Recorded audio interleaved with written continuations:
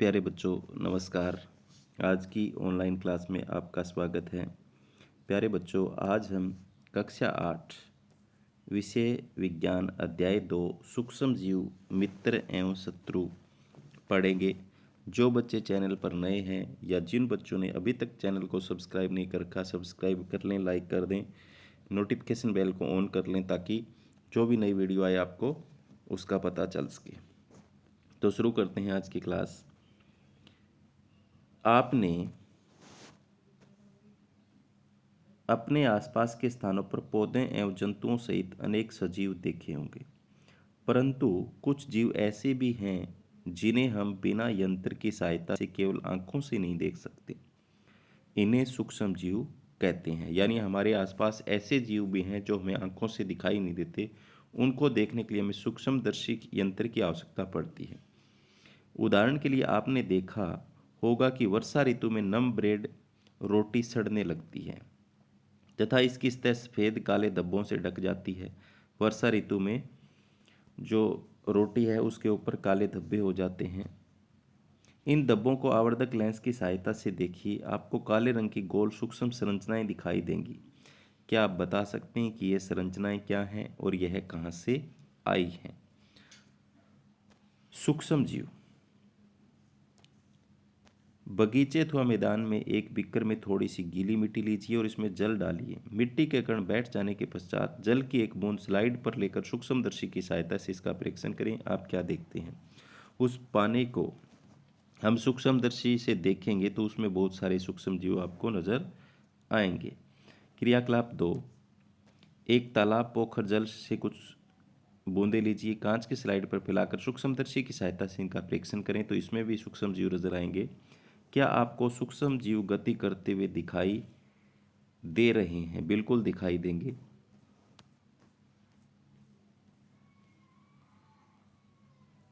इन परीक्षणों से पता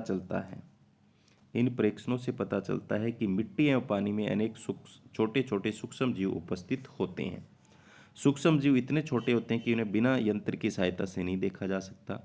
इनमें कुछ जैसे कि ब्रेड पर उगने वाले कवक को आवर्धक लेंस की सहायता से देखा जा सकता है, जबकि अन्य बिना सूक्ष्मदर्शी की सहायता से दिखाई नहीं देते। यही कारण है कि इन्हें सूक्ष्म जीव कहते हैं। इनको सूक्ष्म जीव क्यों क्यों कहते हैं? क्योंकि बिना यंत्र की सहायता से हमें दिखाई नहीं देते।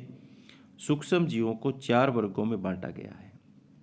यह वर्ग है, पहला वर्ग है जीवाणु, दूसरा है कवक और तीसरा है प्रोटोजोआ और चौथा है शैवाल। ठीक है। सूक्ष्म जीव को कितने वर्गों में बांटा गया आपसे पूछा जाए तो जीवाणु, कवक, प्रोटोजोआ और शैवाल। तो जीवाणु, शैवाल, प्रोटोजोआ एवं कवक, जीवाणु, शैवाल, प्रोटोजोआ एवं कवक के कुछ सामान्य चित्र सामान्य सूक्ष्म जीव चित्र 2.1 से 2.4 में दिखाए गए हैं। तो पहले हम चित्र देख लेते हैं।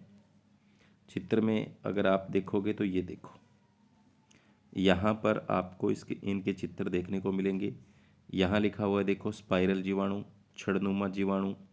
फिर आगे लिखा हुआ है देखो शैवाल, तो ये क्लेमाइडोमोनास स्पाइरोगारा शैवाल हैं। इसके बाद में यहाँ लिखा हुआ प्रोटोजोआ, तो अमीबा और पैरामीशियम प्रोटोजोआ हैं। इसके बाद में नीचे देखो यहाँ पर कवक लिखा हुआ है, तो राइजोपस ब्रेड मोल्ड कवक है, ये पेनिसिलिन कवक है, एस्परजिलिस ये कवक है। अब इनके बारे में हम बारी बारी से पढ़ते हैं। ये सारे सूक्ष्म जीव हैं, सूक्ष्मदर्शी से देखने पर हमें दिखाई देते हैं। तो देखो विषाणु वायरस भी सूक्ष्म होते हैं, परंतु वे अन्य सूक्ष्म जीवों से भिन्न हैं। विषाणु वायरस का आपने खूब नाम सुना होगा, कोरोना वायरस। अब जो कोरोना है, कोविड जो है वो कोरोना वायरस से फैलता है। तो ये क्या है? सूक्ष्म जीव से अलग है।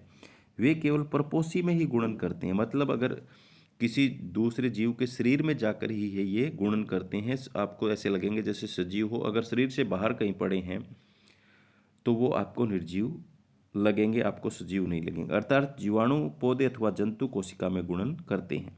विषाणु चित्र 2.5 में दर्शाए गए हैं।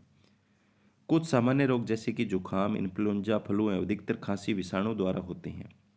तो ये विषाणुओं द्वारा होने वाले रोग हैं।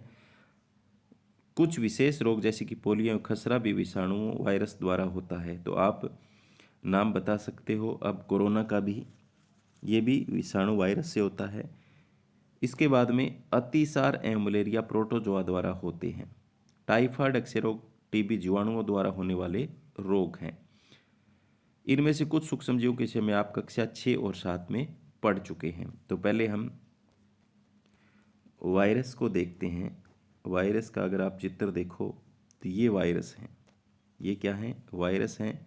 ये सूक्ष्म जीवों से अलग रखे जाते हैं क्योंकि ये सजीव और निर्जीव के बीच की योजक कड़ी है। अगर किसी जीव के शरीर से बाहर अगर पड़े हैं तो वो आपको निर्जीव लगेंगे, और दूसरे जीव के शरीर में जाते ही वहाँ पर रोग फैलाएंगे और अपने आप की वृद्धि करेंगे, तो वहाँ पर आपको सजीव लगेंगे। तो अगर आपसे पूछा जाए सजीव और निर्जीव के बीच की योजक कड़ी किसे कहा जाता है, वो वायरस को कहा जाता है। ठीक है, सबसे पहले हम पढ़ेंगे मित्रवत सूक्ष्म जीव। मित्रवत सूक्ष्म जीव यानी सूक्ष्म जीव से हमें लाभ भी होता है और हानि भी होती है।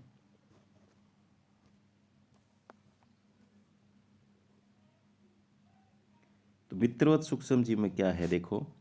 सूक्ष्म जीव विभिन्न कार्यों में उपयोग किए जाते हैं। इनका उपयोग दही, ब्रेड एवं केक बनाने में किया जाता है।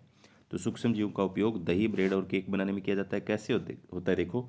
प्राचीन काल से ही सूक्ष्म जीव का उपयोग अल्कोहल बनाने में भी किया जाता है, यानी शराब, अल्कोहल बनाने में भी इसका उपयोग किया जाता है। पर्यावरण को स्वच्छ रखने के लिए भी इनका उपयोग किया जाता है। उदाहरण के लिए कार्बनिक अपशिष्ट, सब्जियों के छिलके, जंतु अवशेष, विष्ठा इत्यादि का अपघटन जीवाणुओं द्वारा किया जाता है। हमारे घर का जो कचरा है, सब्जियों के छिलके हैं, जंतु अवशेष, विष्ठा है, उसको हम एक जगह पर गड्ढे में डाल देते हैं और कुछ दिनों के बाद सूक्ष्म जीव या जीवाणु उसको किस में बदल देते हैं? काले रंग के पदार्थ में बदल देते हैं, ह्यूमस में बदल देते हैं तथा हानि रहित पदार्थ बनाते हैं। स्मरण कीजिए, जीवाणु का उपयोग औषधि उत्पादन एवं कृषि में मृदा की उर्वरता वृद्धि करने में भी किया जाता है, जिससे नाइट्रोजन स्थिरीकरण होता है। तो हमने पहले ही पाठ में पढ़ा था, नाइट्रोजन स्थिरीकरण का काम कौन करता है? राइजोबियम जीवाणु करता है, जो बलीदार पौधों की जड़ों में रहता है, तो वो भी लाभ पहुंचाता है उस पौधे को। तो सबसे पहला उपयोग है दही एवं ब्रेड का बनना। दही एवं ब्रेड का बनना, तो इसमें क्या है, देखो, आप कक्षा 7 में पढ़ चुके हैं कि जीवाणु दूध को दही में परिवर्तित करते हैं। तो इसको कैसे देखेंगे? हमने अपनी माँ को गर्म गुनगुने दूध में थोड़ा सा दही मिलाते हुए देखा, जिससे दही जम जाता है। हमें आश्चर्य हुआ, ऐसा क्यों हुआ? तो प्यारे बच्चों, ऐसा क्यों हुआ? आपकी माँ ने गर्म गुनगुने दूध में जो दही डाला, उसमें लैक्टोबैसिलस नाम का एक जीवाणु था। वो उसमें जाते ही गुणन करता है, वृद्धि करता है, और उसको किस में बदल देता है? दूध को दही में बदल देता है। तो दही में अनेक सूक्ष्म जीव पाए जाते हैं। देखो, दही में अनेक सूक्ष्म जीव पाए जाते हैं जिनमें लैक्टोबैसिलस नामक जीवाणु प्रमुख है। अगर आपसे पूछा जाए दूध को दही में बदलने वाले जीवाणु का नाम बताइए, तो वो लैक्टोबैसिलस है, जो दूध को दही में परिवर्तित कर देता है। वह दूध में जनन कर, यानी अपनी संख्या में वृद्धि कर, उसे दही में परिवर्तित कर देते हैं। जीवाणु पनीर, चीज, अचार एवं अनेक खाद्य पदार्थों के उत्पादन में सहायक है। तो जीवाणु जो हैं वो पनीर, चीज, अचार, इनको बनाने में भी सहायक हैं। रवा, सूजी, इडली एवं भटूरे का एक महत्वपूर्ण सह घटक दही है। क्या आप अनुमान लगा सकते हैं कि ऐसा क्यों है? जीवाणु एवं यीस्ट चावल के आटे के किण्वन में सहायक होते हैं, जिससे इडली और डोसा फूल जाते हैं। तो आपने देखा होगा, बाजार से हम एक यीस्ट पाउडर लेकर के आते हैं, उसको एक आटे में डाल के छोड़ देते हैं और ढक देते हैं ऊपर से। सुबह से देखेंगे तो वो फूला हुआ मिलेगा आपको। उसका मतलब क्या है? यीस्ट जो है वो गुणन करता है, वृद्धि करता है, उसकी संख्या बढ़ती है, तो वो सांस लेते हैं, कार्बन डाइऑक्साइड गैस निकलती है, वो फूल जाता है। ठीक है, इस तरीके से ऐसा होता है। तो क्रियाकलाप 2.3, एक बर्तन में आधा किलोग्राम आटा अथवा मैदा लेकर उसमें थोड़ी सी चीनी डालकर गर्म जल से मिलाइए। इसमें थोड़ा ईस्ट पाउडर, चुटकी भर पाउडर आपको डालना है, बाजार में मिल जाता है। मिलाकर गूंद दीजिए। आप 2 घंटे बाद क्या देखते हैं? गूंदे हुए आटे मैदे को उठा हुआ, फूला हुआ पाएंगे? बिल्कुल पाएंगे। देखो, ऐसे फूल जाता है। ठीक है, तो इसका कारण क्या है? देखो, ईस्ट तीव्रता से जनन करके श्वसन के दौरान कार्बन डाइऑक्साइड उत्पादित करते हैं। यानी ईस्ट जो होता है जनन करता है। जनन का मतलब क्या? अपने समान संतति पैदा करता है। एक ईस्ट हमने डाला तो उससे हजारों ईस्ट बन जाते हैं, और वो जब सांस लेंगे तो कार्बन डाइऑक्साइड गैस छोड़ेंगे, तो गैस के बुलबुले खमीर वाले मैदे का आयतन बढ़ा देते हैं। चित्र देख लिया हमने। यह बैंकिंग उद्योग में ईस्ट के उपयोग का आधार है, जिससे ब्रेड, पेस्ट्रियों, केक बनाए जाते हैं। आगे है सूक्ष्म जीवों का वाणिज्यिक उपयोग। बड़े स्तर पर अल्कोहल, शराब एवं एसिटिक एसिड के उत्पादन में सूक्ष्म जीवों का उपयोग किया जाता है। जो गेहूं, चावल एवं फलों के रस में उपस्थित प्राकृतिक शर्करा में ईस्ट द्वारा अल्कोहल और शराब का उत्पादन किया जाता है। आपने देखा होगा गांव के अंदर जो शराबी है वो शराब कैसे निकालते हैं, एक मटके के अंदर गुड़ वगैरह, इलायची वगैरह, पानी थोड़ा डाल के उसको छोड़ देते हैं। तो उसमें सूक्ष्म जीव उसको क्या करते हैं, कुछ दिनों के बाद उसको अल्कोहल में बदल देते हैं। क्रियाकलाप 2.4। 500 ml का बीकर लेकर उसमें 3/4 भाग जल भरिए, इसमें 2 से 3 चम्मच चीनी घोलिए, इसमें आधा चम्मच इस पाउडर डालिए, इसे 4-5 घंटों के लिए उष्ण स्थान पर ढककर रख दीजिए। अब विलेन को सूंघ कर देखिए।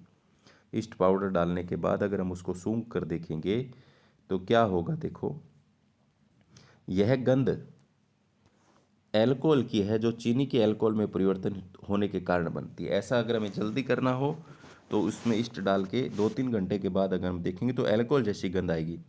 तो यहाँ पर चीनी के अल्कोहल में परिवर्तन की यह प्रक्रिया किण्वन अथवा फर्मेंटेशन कहलाती है। तो ये पूछा जा सकता है किण्वन अथवा फर्मेंटेशन किसे कहते हैं। तो चीनी के अल्कोहल में परिवर्तन की प्रक्रिया किण्वन अथवा फर्मेंटेशन कहलाती है। इसके बाद में लुई पास्चर ने किण्वन की खोज 1857 में की थी। अगर आपसे पूछा जाए किण्वन क्रिया की खोज कब और किसने की, तो 1857 में लुईस पास्चर ने किण्वन क्रिया की खोज की। आगे इसका एक उपयोग और है, सूक्ष्म जीवों का औषधीय उपयोग दवाइयाँ बनाने में। जब कभी आप बीमार पड़ते हैं तो डॉक्टर आपको पेनिसिलिन का इंजेक्शन देते हैं।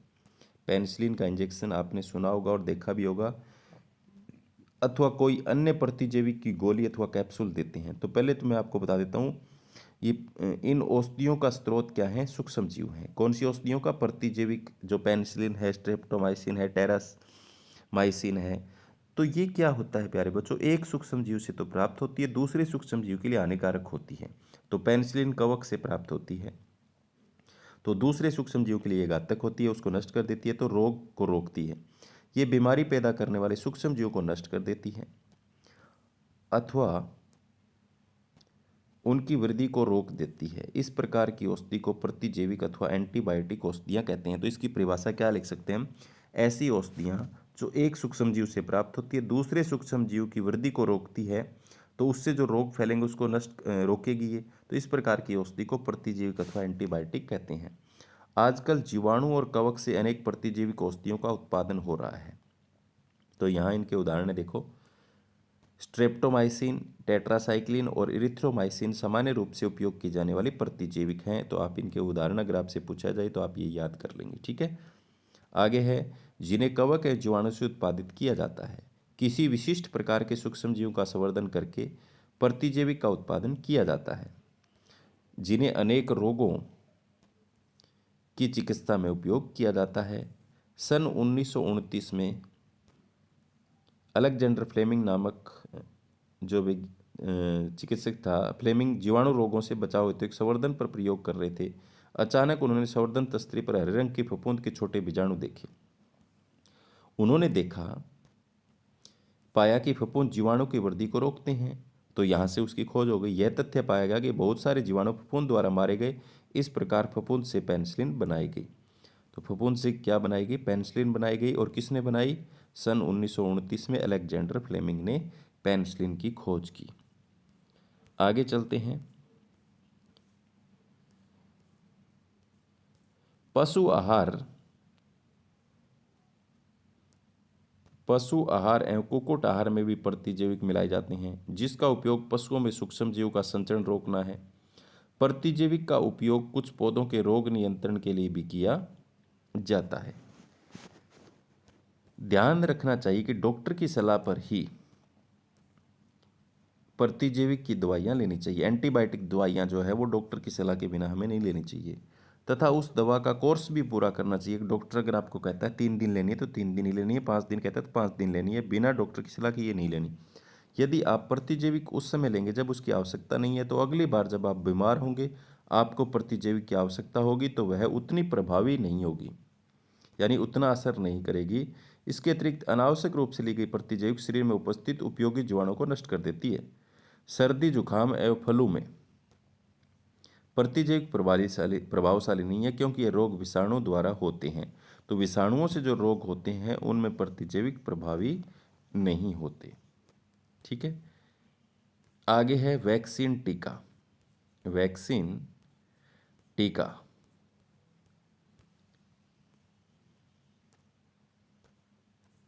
शिशु एवं बच्चों को टीका क्यों लगाया जाता है? जब रोग कारक सूक्ष्म जीव हमारे शरीर में प्रवेश करते हैं तो उनसे लड़ने के लिए हमारा शरीर प्रतिरक्षा उत्पन्न करता है। यानी जैसे ही हमारे शरीर में कोई रोग कारक सूक्ष्म जीव प्रवेश करता है तो हमारा शरीर जो सैनिक लगा देता है उनको नष्ट करने के लिए, तो उसे कहते हैं प्रतिरक्षा तंत्र। शरीर को यह भी समझ रहता है कि वह सूक्ष्म जीव अगर हमारे शरीर में पुनः प्रवेश करता है तो उससे किस प्रकार लड़ा जाए। उससे उसको क्या है, यादाश्त बन जाती है, उसको पहचान हो जाती है उस रोगाणु की। अगली बार वो आएगा तो उसको मार गिराएगा। अतः यदि मृत अथवा निष्क्रिय सूक्ष्मजीवों को स्वस्थ व्यक्ति के शरीर में प्रविष्ट कराया जाए तो शरीर की कोशिकाएं उसी के अनुसार लड़ने के प्रतिरक्षा उत्पन्न करके रोग कारक को नष्ट कर देती है। तो टीकाकरण कोई दवाई नहीं है। टीकाकरण में क्या है, जैसे कोई रोग कारक है उसको नकली रूप में प्रवेश करवाया जाता है, हमारे शरीर को ट्रेनिंग दी जाती है, अगली बार अगर सही रोग फैलाने वाला रोगाणु हमारे शरीर में है तो उसको मार गिराए। जैसे कोरोना का टीकाकरण हुआ है तो कोरोना के टीकाकरण में कोई दवाई नहीं है, इसमें क्या है, एक नकली वायरस प्रवेश करवाया गया है जिससे हमारे शरीर में प्रतिरक्षा तंत्र मजबूत हो जाता है, यानी उसको ट्रेनिंग हो जाती है। अगली बार अगर कोरोना का सच में वायरस आ गया तो हमारा शरीर उसको मार गिराएगा, सदा के लिए बनी रहती है। तथा रोगवारक सूक्ष्म जीव से हमारी सदा के लिए सुरक्षा होती है। इस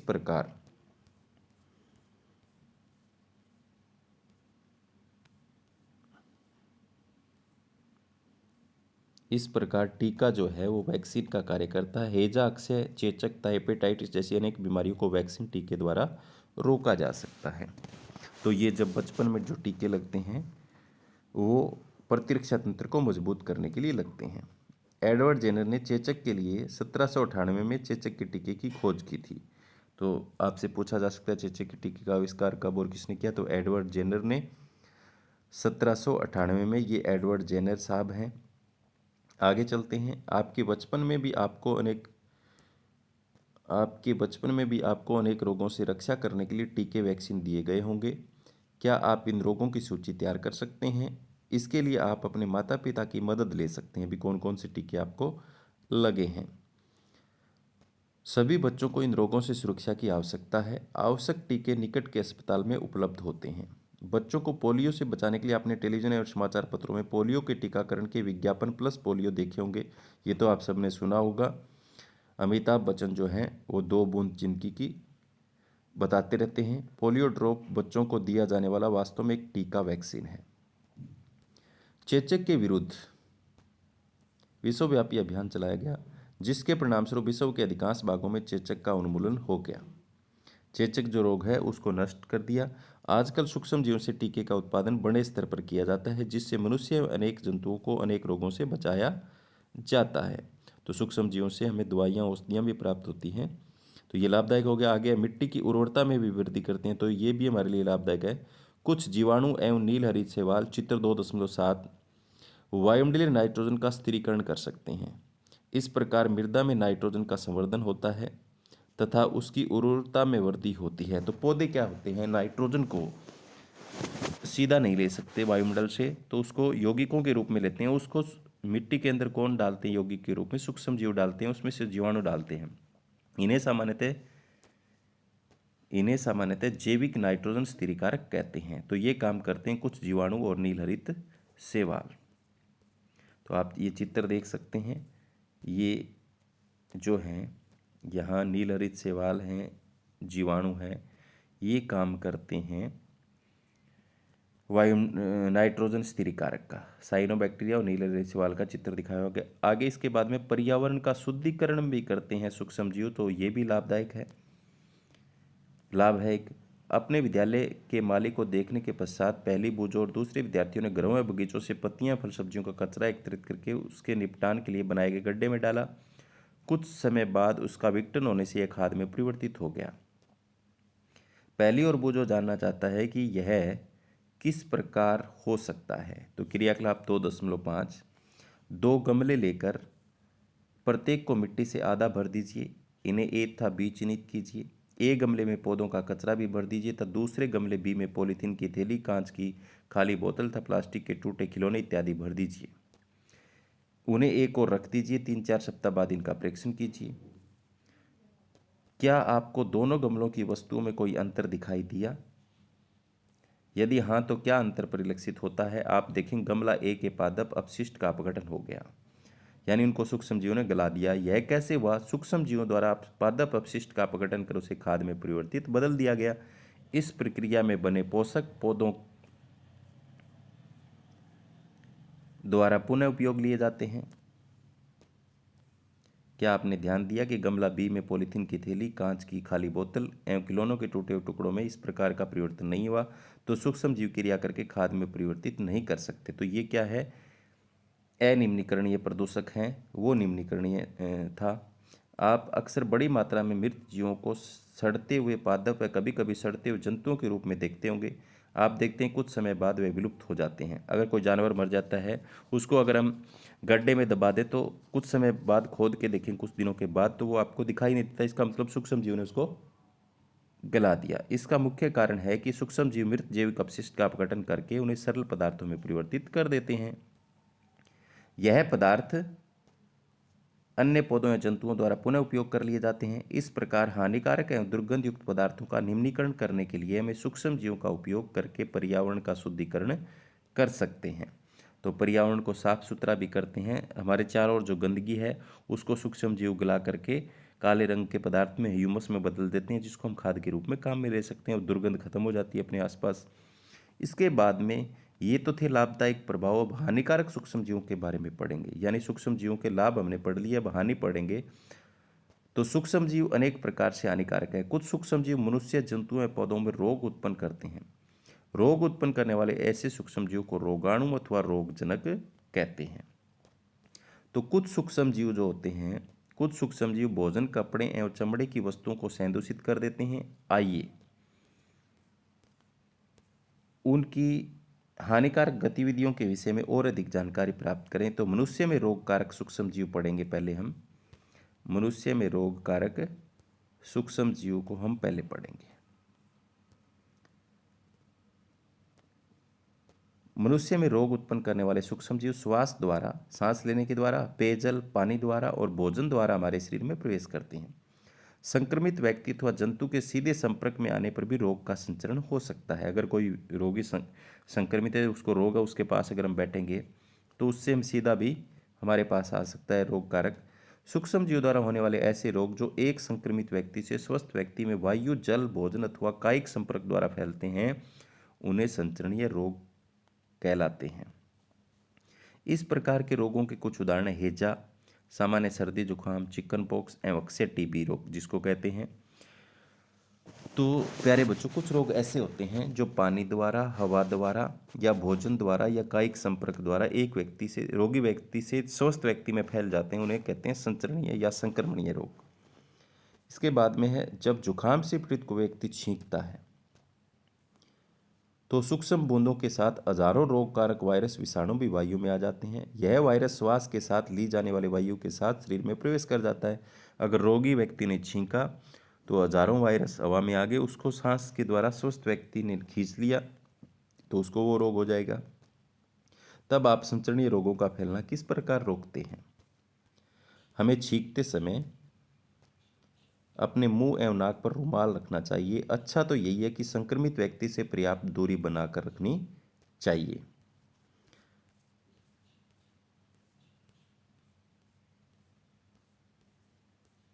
कुछ कीट एवं रोग कारक, कुछ कीट एवं रोग कारक जंतु ऐसे भी हैं जो रोग कारक सूक्ष्म जीव के रोग का कार्य करते हैं। घरेलू मक्खी इसका एक उदाहरण है। कुछ कीट भी ऐसे हैं जो रोग को फैलाने में मदद करते हैं, उनको रोग वाहक कहा जाता है। मक्खी कूड़े एवं जंतु अपशिष्ट पर बैठती है। मक्खी रोगाणु उसके शरीर से चिपक जाते हैं। जब मक्खी बिना ढके हुए भोजन पर बैठती है तो रोगाणु का हस्तांतरण संभव है। अब मक्खी गंदगी पे बैठी और हमारे भोजन पर बैठ गई तो कुछ रोगाणुओं को ले आएगी। जो व्यक्ति एवं संदूषित भोजन करेगा उसके बीमार पड़ने की संभावना है। तो आपको जहाँ पर मक्खियाँ बैठी हो उस भोजन को नहीं करना चाहिए। अतः यह सलाह दी जाती है कि भोजन को सदा ही ढक कर रखा जाए। बिना ढके भोजन को खाने से बचना चाहिए। मादा एनाफ्लीज चित्र 2.8, अगर हम देखें तो ये मादा एनाफ्लीज मच्छर का चित्र है। ठीक है, ये मादा एनाफ्लीज मच्छर है। ये क्या काम करता है देखो, मादा एनाफ्लीज मच्छर इसका एक अन्य उदाहरण है। मच्छर प्लाज्मोडियम मलेरिया परजीवी का भाग है। जिससे मलेरिया होता है ना, प्लाज्मोडियम से, प्लाज्मोडियम प्रोटोजोआ से, उसको ये ढोने का काम करता है। जैसे मान लो एक आदमी को मलेरिया हो रहा है, तो उसके खून में क्या है, प्लाज्मोडियम है, मलेरिया है का परजीवी है, उसको मच्छर चूस लेता है उसके खून को, और दूसरे आदमी को जब काटता है उसमें छोड़ देता है। तो इसी प्रकार से मादा एडीज मच्छर डेंगू के वायरस का भाग है। ये डेंगू के वायरस को ढोता है। हम मलेरिया अथवा डेंगू का नियंत्रण किस प्रकार कर सकते हैं?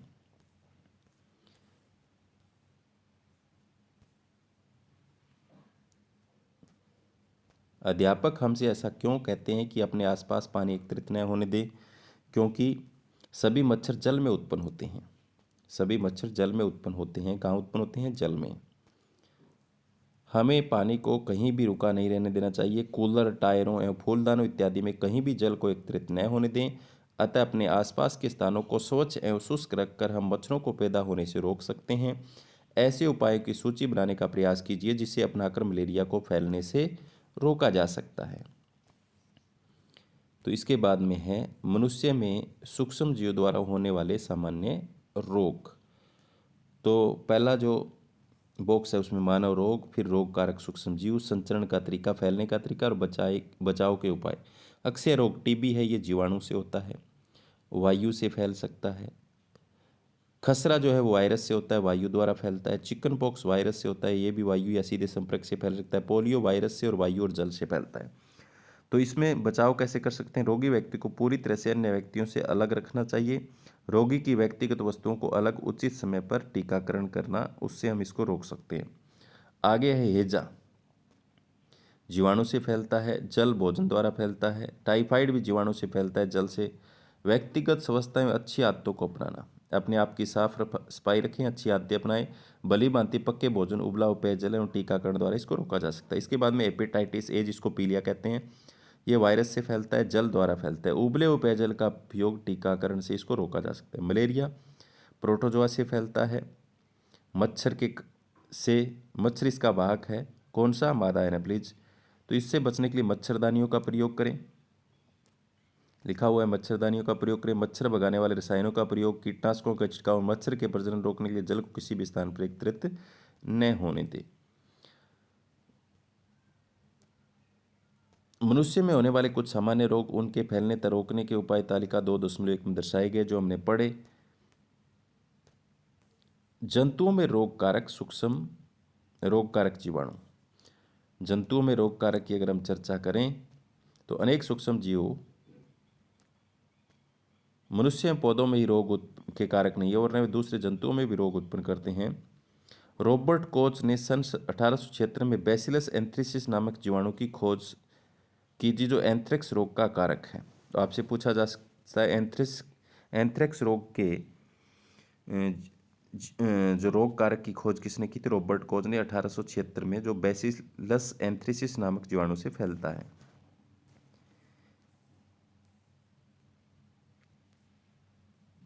उत्पन्न करते हैं। उदाहरण के लिए एंथ्रेक्स मनुष्य एवं मवेशियों को होने वाला भयानक रोग है जो जीवाणुओं द्वारा होता है। गाय में खुर एवं मुंह का रोग वायरस द्वारा होता है।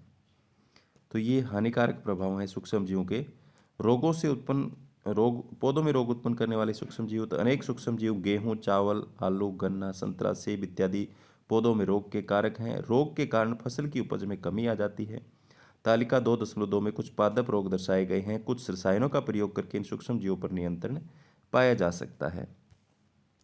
तो नीचे यहाँ पर तालिका दी गई है, देखो। नींबू में कैंकर जो रोग है जीवाणु से फैलता है, वायु द्वारा। गेहूं का रस्ट रोग है वो भी कवक से फैलता है, वायु में बीज द्वारा। भिंडे का पीत रोग है, ये भी वायरस से फैलता है, कीट द्वारा फैलता है।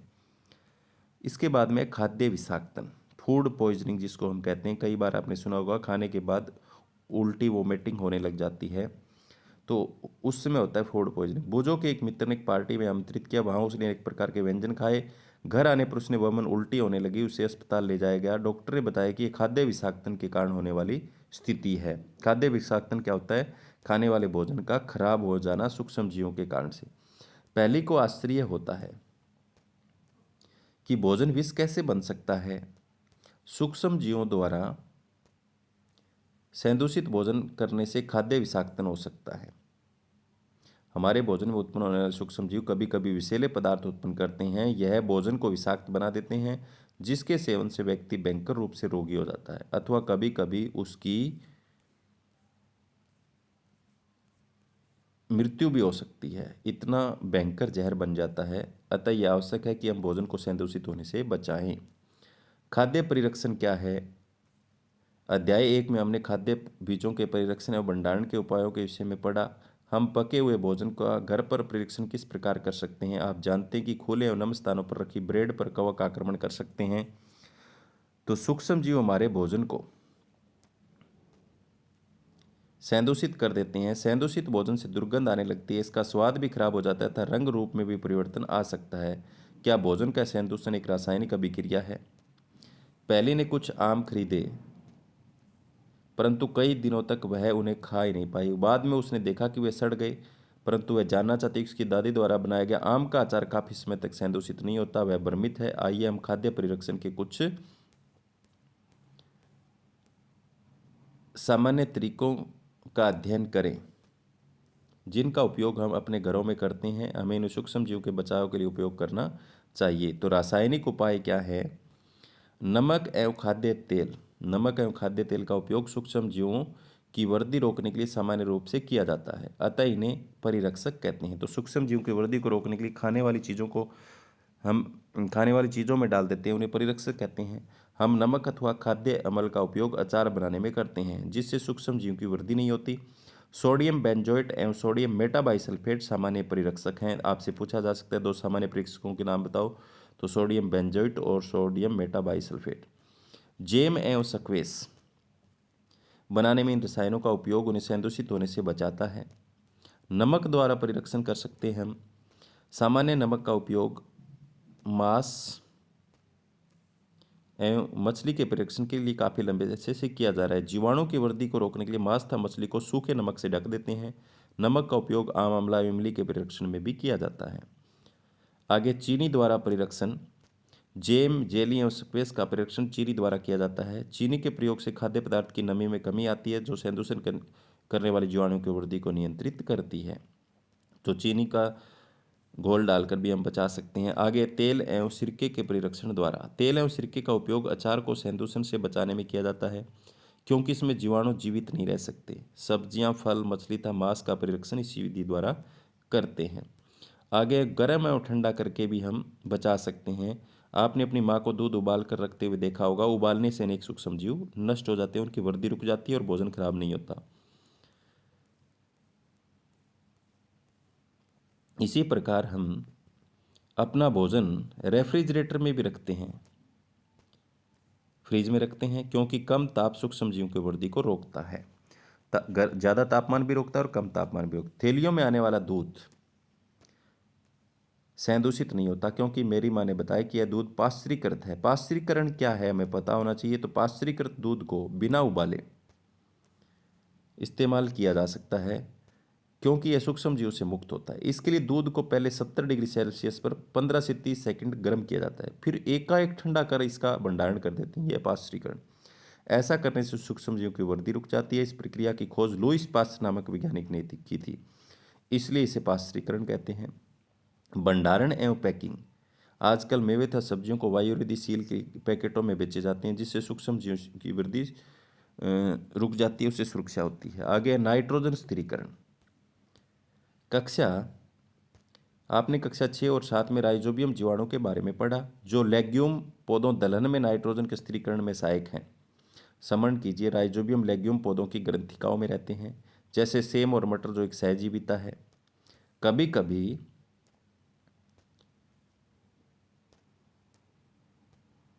कभी तड़ित विद्युत द्वारा नाइट्रोजन का स्थिरीकरण होता है, परंतु आप जानते हैं कि नाइट्रोजन की अधिक मात्रा वायुमंडल में स्थिर रहती है। आपको आश्चर्य होगा कि यह कैसे संभव है, तो आइए इसके विषय में अगले भाग में समझते हैं।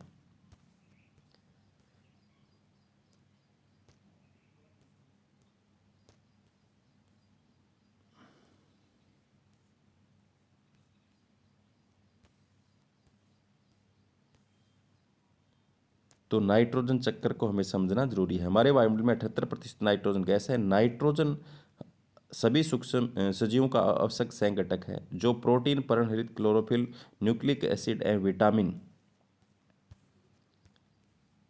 में उपस्थित होता है।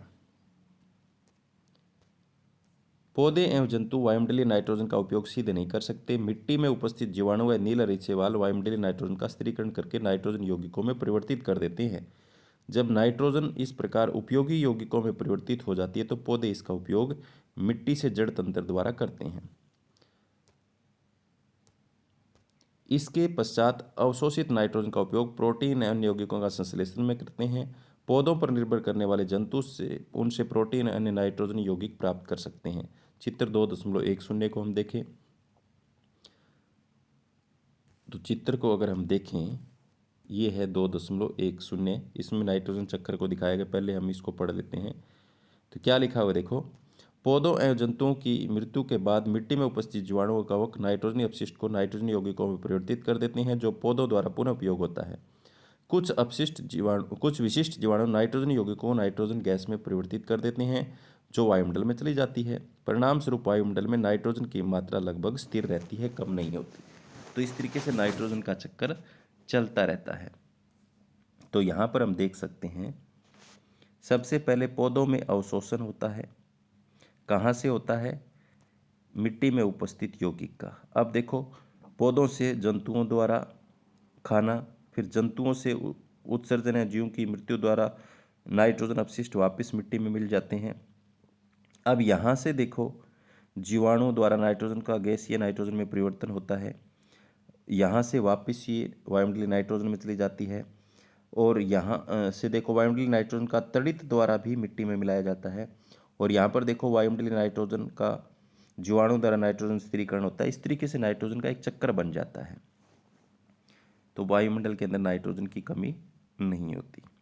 तो प्यारे बच्चों, ये था अध्याय 2 सूक्ष्म जीव, मित्र एवं शत्रु, जो हमने पूरा पढ़ लिया है। अगले वीडियो में हम इसके प्रश्नोत्तर करेंगे। तो उम्मीद करता हूँ कि आपको समझ में आया होगा। आप इस वीडियो को अच्छे से देखें। धन्यवाद।